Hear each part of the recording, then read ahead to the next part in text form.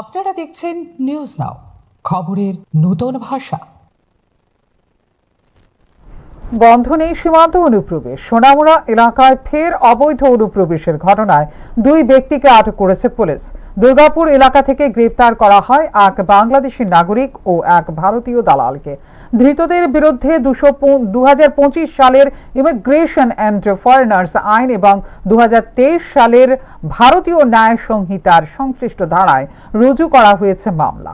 আটক বাংলাদেশি নাগরিক ইয়াসিন আরাফাত কুমিল্লা জেলার কোটোয়ালী থানার সংরাইজ এলাকার বাসিন্দা। অন্যদিকে আটক ভারতীয় দালাল আবুল খায়ের সিপাহীজলা জেলার সোনামুড়া থানার দুর্গাপুর এলাকার বাসিন্দা।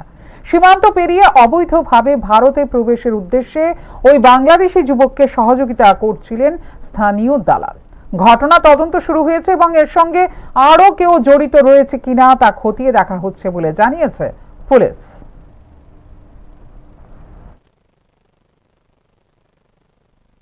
আজকে আমাদের যে সোনামুড়া থানার অন্তর্গত যে দুর্গাপুর আছে বর্ডার এরিয়া, এখান থেকে একজন বাংলাদেশি ন্যাশনাল এবং একজন ইন্ডিয়ান টাউটকে গ্রেপ্তার করা হয়।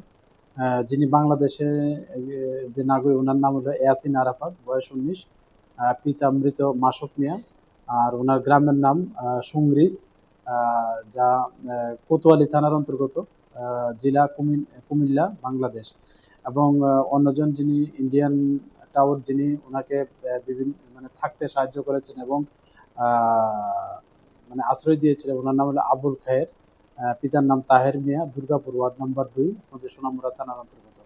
তো এই নিয়ে আমাদের সোনামুড়া থানাতে একটা মামলা নেওয়া হয়, যার মধ্যে ইমিগ্রেশন অ্যান্ড ফরেনার অ্যাক্ট আছে, নতুন যে আইন, এবং বিএনএস অ্যাক্ট আছে।